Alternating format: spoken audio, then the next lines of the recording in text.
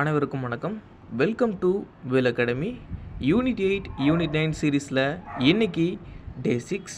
இன்றைக்கி நம்ம என்ன டாபிக் பார்க்க போகிறோம்னா சுயமரியாதை இயக்கம்.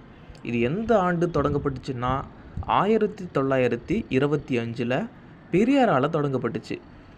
இந்த இயக்கத்தோட முதல் மாநாடு செங்கல்பட்டில் 1929 நடந்திருக்கு. இந்த மாநாட்டுக்கு தலைமையேற்றவர் விபிஏ சவுந்தரபாண்டியன். இந்த இயக்கத்தோட நோக்கம் என்னன்னு பார்த்தீங்கன்னா, தமிழ்நாட்டில் பிராமணர் அல்லாதவர்களுக்கு மேம்பாடு அடைகிறதுக்காக பகுத்தறிவும் சுயமரியாதையும் அனைத்து மனிதர்களின் பிறப்புரிமையான இந்த இயக்கம் பிரகடனம் செஞ்சிச்சு. அது மட்டும் இல்லாமல் பெண்களோட தாழ்வான நிலைக்கு அவங்களோட எழுத்தறிவின்மையே முக்கிய காரணம்னு சுயமரியாதை இயக்கம் அறிவிச்சிச்சு.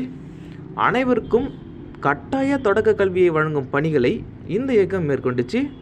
சுயமரியாதை இயக்கம் சொற்பொழிவுகளின் மையப்பொருள் என்னன்னு பார்த்தீங்கன்னா இனத்தை பேஸ் பண்ணி தான் இவங்களோட சொற்பொழிவுகள் அமைஞ்சிருக்கும்.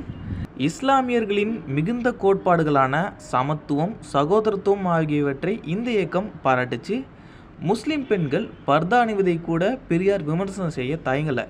அதுக்கப்புறம் ஃபைனலாக பார்த்தீங்கன்னா, இஸ்லாம் சமூகத்தில் சீர்திருத்த முயற்சிகளை மேற்கொண்ட துருக்கியை சார்ந்த முஸ்தபா கமல் பாட்ஷா, ஆப்கானிஸ்தானை சேர்ந்த அமானுமல்லா ஆகியோரை திராவிட முஸ்லீம்கள் பின்பற்ற வேண்டும் என்று பெரியார் கூறியிருக்காரு. அவ்வளோதாங்க. இதுதான் சுயமரியாதை இயக்கத்தோட முக்கியமான பாயிண்ட்ஸ். இப்போது லாஸ்ட் வீடியோவிலேருந்து ஒரு கேள்வியை கேட்டு இந்த வீடியோ நம்ம முடிச்சுக்கலாம். தேவதாசி ஒழிப்பு முறை மசோதா எப்போ சட்டமாக மாறிச்சுன்றதை கீழே கமெண்ட்டில் சொல்லுங்கள். நன்றி.